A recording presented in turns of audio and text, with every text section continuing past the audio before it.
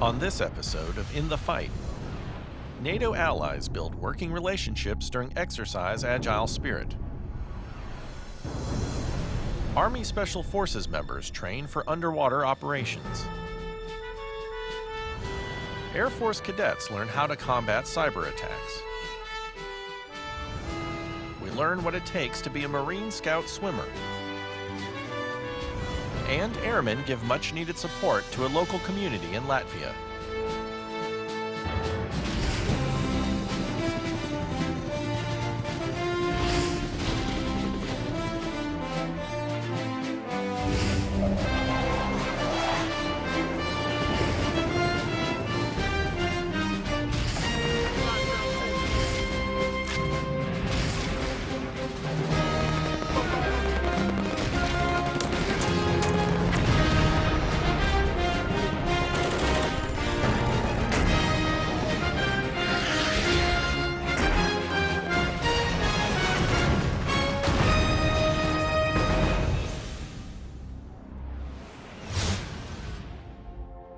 In order to build working relationships before actual combat is warranted, NATO allies and partners in the Black Sea region are training together during Exercise Agile Spirit 2015. Army Sergeant Ricky Bowden files this report. Roger, and we're on! Go five, go five! Go five, go! 300 Marines and sailors from the Marine Forces Europe and Africa, the Black Sea Rotational Force, and the 10th Regimental Headquarters worked alongside more than 700 service members from the Georgian, Bulgarian, Romanian, Latvian, and Lithuanian Armed Forces as a part of Exercise Agile Spirit 2015. Lieutenant Colonel Mark D. McCarroll explains the objective of an exercise like this. So Agile Spirit 15 is an exercise that's designed with our NATO allies as well as our Georgian partners to exercise interoperability both at the brigade or special purpose MAGTF level, as well as opportunity for lower level tactical engagement with our allies and partners down to the squad level in a live fire scenario. I'm talking about the Ridge Pass First Platoon break. With interoperability and teamwork among NATO allies and partners being a major theme at this exercise, Lieutenant Colonel McCarroll talks about the importance of working together. It's important that we work together early and often so that where we get to a point where there is a conflict or a crisis in the Black Sea region, that when we come together as part of a NATO response force or a coalition, that we do have working relationships. And those are probably the most important thing. Systems will kind of work themselves out, but relationships and knowing how each other work and operate so that when we come together as a team, we really are able to work together. From the Vaziani training area in Tbilisi, Georgia, I am Army Sergeant Ricky Bowden.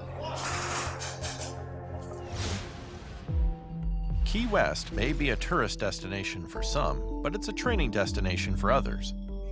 Navy Petty Officer 2nd Class Glenn Slaughter shows us how an intense 6-week underwater operations class churns out Special Forces combat divers. Key West is one of the hottest tourist destinations on the planet. Duval Street is where everyone goes, but most don't realize that several miles away is an entirely different world. These students are here for the Combat Diver Qualification course. The class is made of Green Berets, Rangers, and even West Point cadets. And under the water, there's no room for error. The students, when they first come here and they first show up to the course, they're treated, or they're very much micromanaged. Every little thing they do is dictated. Every little mistake they make is corrected. The instructors are everywhere. They see everything. Student, the first step of your de-rigging procedure is once you're online, you're going to secure your anchor point. I had an extensive background in free diving, growing up on the water, but I knew nothing about combat diving. Previous experience in the water doesn't always help. The most challenging obstacle that I faced since starting the course was the one-man confidence exam. Students must recover after having their ability to see and breathe ripped from them. That's one of the most stressful days I've had at this course. So leading up to that was very, very hard on me. Not everyone will make it through this portion, but those that do say the same thing. You have to remain calm, and I think that's the biggest goal here for us as students, is to learn how to remain calm under situations that you don't think you're going to make it out of. The ring of this bell signals he's ready to go home. Every attempt to train, teach, coach, mentor is made. They'll get extra training, anything to help them stay on track, but if somebody washes out, it's because he quit, like on himself, and there's not a lot you can do about that. He's probably already made his mind up. It takes a special Green Beret to want to become a combat diver. It requires a self-starter, somebody who wants to accept the challenge of this course. It's a very difficult and challenging course, but one with proper training and preparation, that Green Beret or Ranger will succeed here. From Naval Air Station Trumbull Point, I'm Petty Officer Glenn Slaughter. Exercise Talisman Sabre is designed to improve U.S. and Australian combat readiness and interoperability. Marine Lance Corporal Mandolin Hatch shows us how these combined forces are learning to fight together, from the air to the trenches. So today my company executed an aerial assault course. It was a combined arms exercise where we lifted in via CH-53, simulated from a long distance, and this was an excellent capstone exercise to demonstrate our capabilities that we've been working towards our entire time here in Australia. We've had Australian Defense Force artillery support the attack, along with United States Marine Corps artillery support those attacks. They set the conditions by suppressing objective, allowing United States Marine Corps helicopters to fly in the zone, ADF and Marines landing 1,000 meters away from those artillery impacts.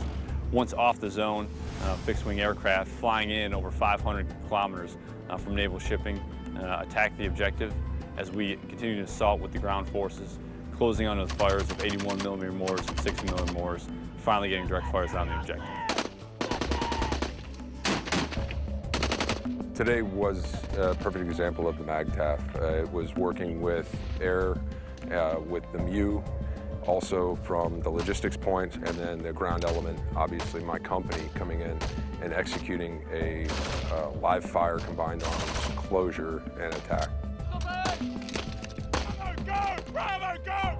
Talisman Sabre has offered a great opportunity for us to partner with our Australian Defense Force brothers. This partnership has allowed us to learn a great amount from the Australian Defense Force. They're truly masters of the terrain and masters of small unit tactics. And as we've partnered together, we've offered them what capabilities we have as a Marine Air Ground Task Force, being able to provide some assets that they don't normally get to use here in the Northern Territories in their exercise.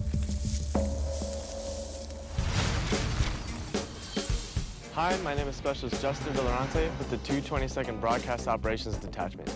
I'm from Los Angeles, California, and I would like to give a shout out to my father, Ray Villarante, a Desert Storm veteran. I want to say hello to my son Sebastian in Charleston, New Jersey, all the way from Kabul, Afghanistan. Just want to say hello, thanks, I love you, I miss you. And to my wife, miss you a lot, I'll see you soon. Coming up, a Marine weapons company learns how to fire mortars. And airmen learn to combat cyber threats. Check out DivotsHub.net for the latest accurate and reliable information as In the Fight continues. The modern portable mortar tube was introduced during which war? The answer when we return.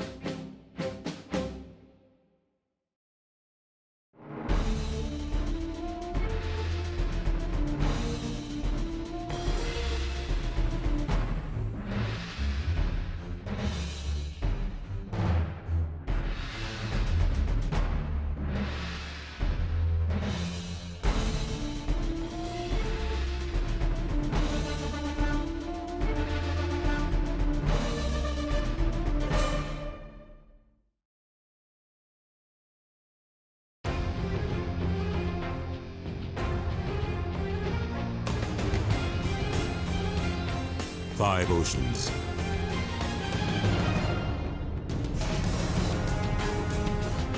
Seven continents. Whatever it takes. Wherever it takes us. America's Navy. A global force for good.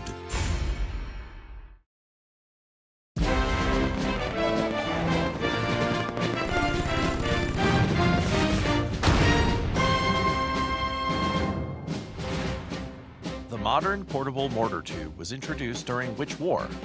The answer is B, World War I.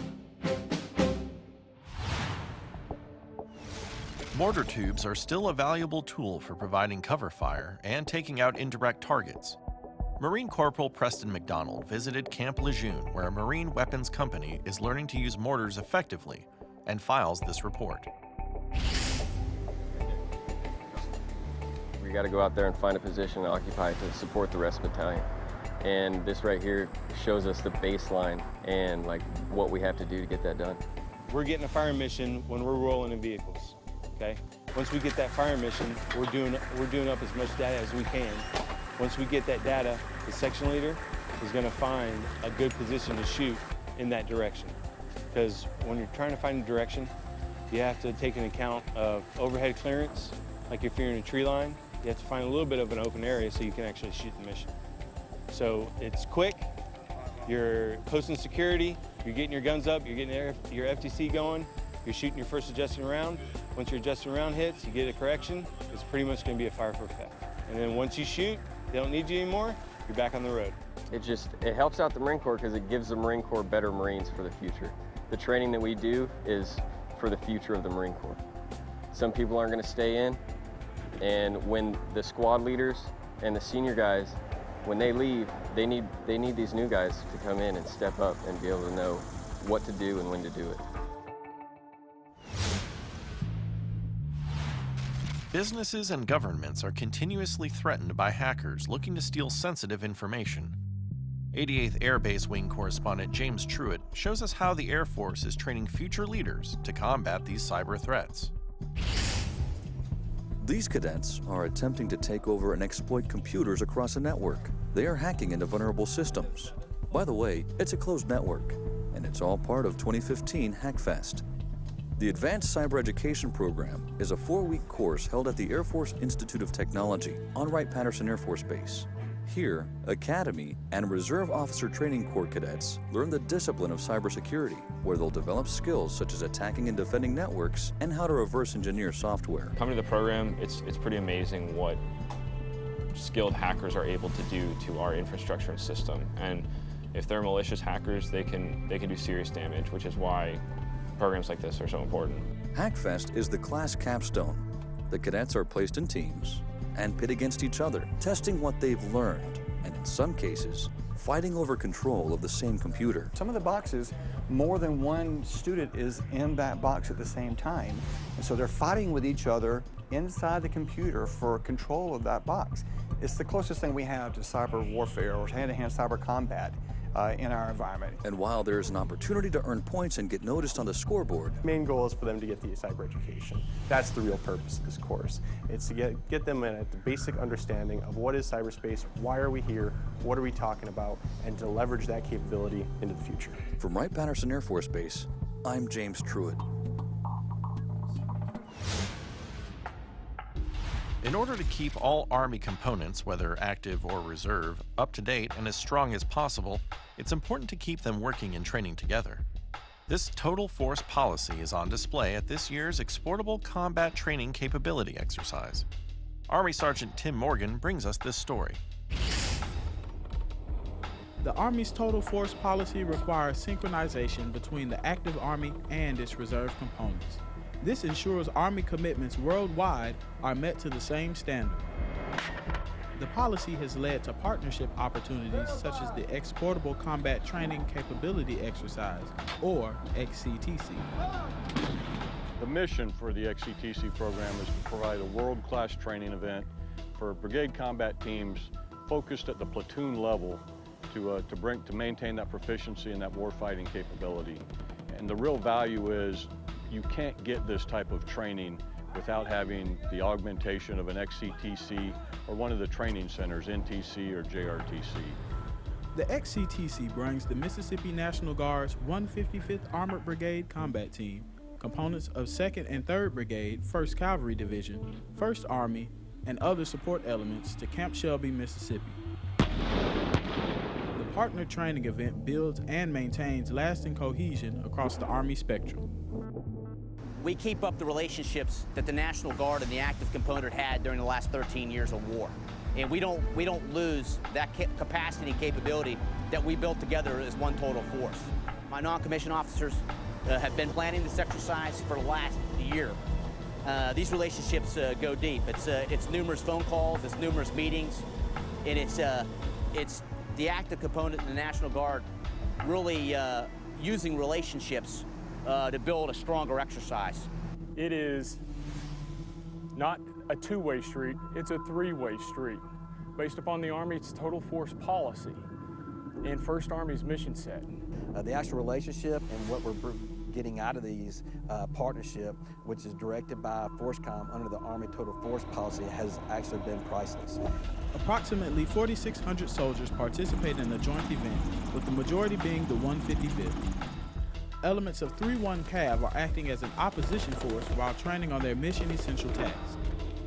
Elements of the Army Reserve are serving as enabler units, filling critical roles in transportation and logistics. No individual in our profession is ever successful by themselves.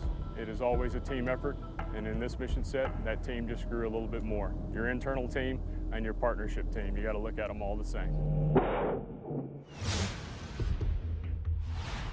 A scout swimmer is a Marine who clears a beach landing site ahead of a full raiding force to ensure it is safe to come ashore.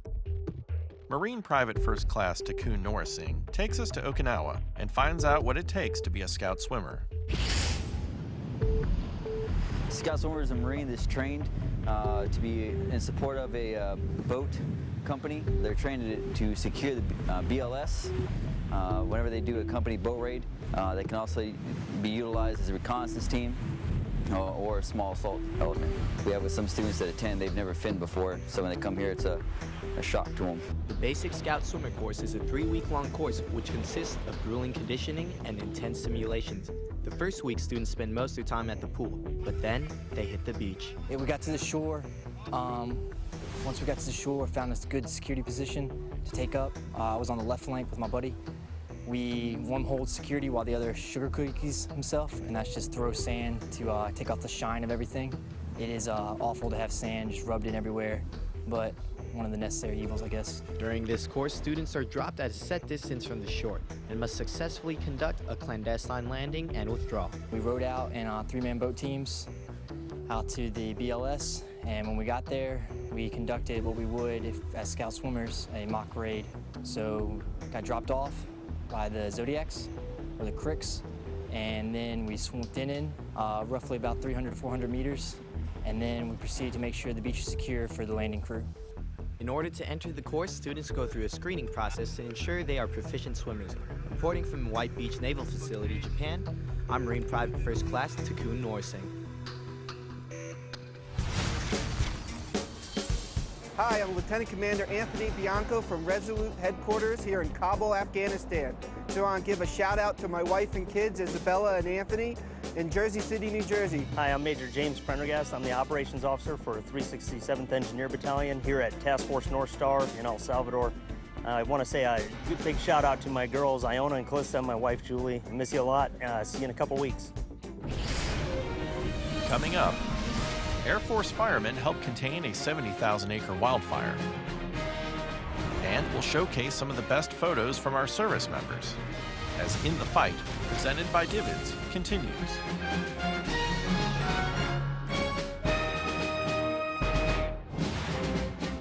What percentage of wildfires are started by humans? The answer when we return. I want to give a shout out to my family and friends. I want to send a shout out to my husband, to my parents, my family back home. I'd like to give a shout out to my girlfriend. To my family and friends in Lansing, Michigan. To my family out in Tucson, Arizona. To my beautiful wife and children in Des Moines, Iowa. To everybody in Texas. In York, Pennsylvania. Colorado Springs, Colorado. Chicago, Illinois. Harrisonburg, Virginia. Orlando, Florida. Oceanside, California. And Fort Leonard Wood, Missouri. I love you guys. I miss you. And I hope I'll see you soon.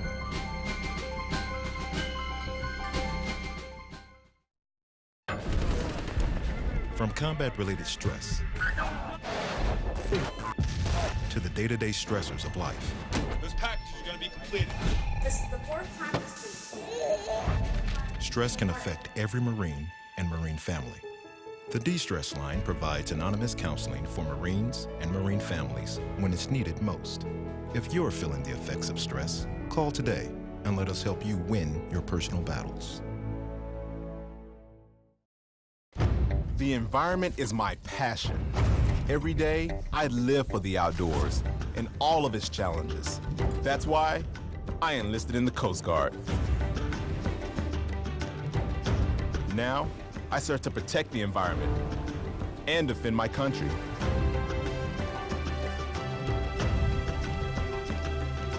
It's like I was born for this. Were you born ready for a greater challenge? Find out at GoCoastGuard.com.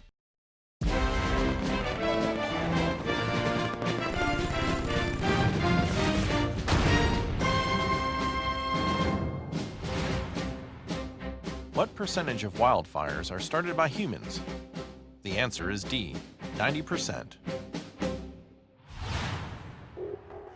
Local fire departments often assist Beale Air Force Base with controlled burns and on-base fire containment. So when a wildfire threatening 70,000 acres broke out in nearby counties, Beale's firemen were happy to return the favor. Air Force Tech Sergeant Tony Plyler takes us to the aftermath of the Rocky Fire. Thanks to Beale's 4-year drought, wildfires are not an uncommon occurrence for firefighters in the state. But the Rocky Fire, which started on July 29th, has burned roughly 70,000 acres and brought more than 3,500 fire personnel together to battle the blaze. Among them, firefighters from Beale Air Force Base in Northern California, who were assigned to a 17-person strike team from Yuba County. This system that California uses is very unique, so that, where all these resources come from all over the state to help combat these fires. There's even stuff from other states participating in this, along with other DOD agencies. On their first day of battling the Rocky Fire, they experienced flame lengths of over 100 feet directly in front of them. Since then, they've also been engaged in a great deal of indirect attack by conducting what's known as mop-up. This requires that they remove any debris that is smoldering or has the potential to catch fire. It's critical that we get this area contained and get a line around it due to the fact that there's multiple drainages and ridges out beyond us in this valley. If one of these embers or a hot spot gets below us, it can ignite the fire again and we can actually get a larger fire. So it's critical we contain this line here to this black area up I see behind me and in this general area itself. These experiences not only help a firefighter to grow as a professional, but they also help the base as well. We need to fill out what are called task books. We can't meet the requirements inside the task book on base alone. We have to take assignments like these to complete the task book. So the training that we're getting on here is essential to furthering and completing the mission at Beale Air Force Base. Outside of the Rocky Fire, the 17-person strike team also helped contain the Rag Fire in Napa County that burned more than 8,000 acres. For us to jump into that teamwork shows that, we're capable, we're a full-on fire department that knows what they're doing, so we can help out the community just as much as the surrounding areas. I was extremely excited to come out and be a part of this strike team and help the community fight this fire. I hadn't been to anything at this magnitude yet, so it was really exciting to come out and be able to see how everything operates and be a part of the solution. From Lakeport, California, I'm Tech Sergeant Tony Plyler. U.S. forces have done a great deal of combat training in Latvia over the past few years, but Missouri Air National Guard members recently got a chance to give back to the community. Senior Airmen Patrick Evanson and Bruce Jenkins tell us more in this report. The project was a complete renovation of the Najin orphanage, and when we got here the project was probably at about 55%. So the team did an outstanding job in finishing plastering the walls. There was some drywall, there was a plumbing change order to ensure that the heat worked for the winter. There was guttering and roofing. There was all kinds of work for them to do. And frankly, on the first day, I was wondering if we'd be able to get it all done in a week and a half. They continue to amaze me with their talents and their skills and their work ethic. So they've done an outstanding job to come from about 55% to 100% today in a week and a half. I think the team would agree that this one has really affected their hearts even more because the kids have been here alongside with us. They play soccer with them, they play volleyball with them, and they know that they're going to be living there. And I think it's really touched their hearts, especially when they brought all the gifts for them and they were able to give them to the kids. There wasn't a dry eye in that house. It's been just really nice to be able to work around the children and do all this for them. And especially to see them enjoy the things we've done. And just every day whenever, you know, they come up running, every time they see us and they're so happy, it's amazing. Working with the kids in the orphanage, it's just very heart-filling. It makes you feel real good about yourself, helping out kids that don't have as much as you may have. Just knowing that we're doing this for the kids and seeing how they react to everything we do just makes you feel real great inside they've actually done something. We, United States Air Force Airmen, will leave here with the greatest memories of friendships made with the Latvian Armed Forces, Sergeant Z and all his crew, the wonderful ladies of Didimbuv Construction Company, and all the Sashas on the site that taught us a lot about the Latvian way of construction.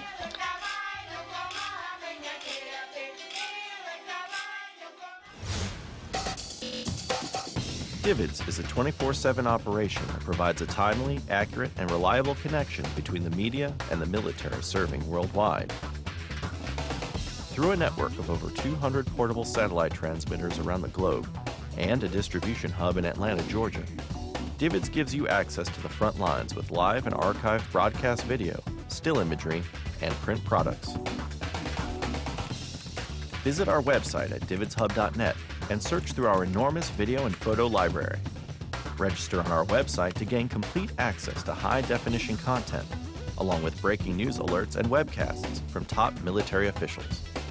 For questions or comments about In the Fight or DVIDS, you can email us at ondemand@dividshub.net or follow us on Twitter and Facebook. As we close, we feature some of the best photos that DVIDS has to offer as we listen to Eddie Horst's composition, Pangea. See you next time, In the Fight.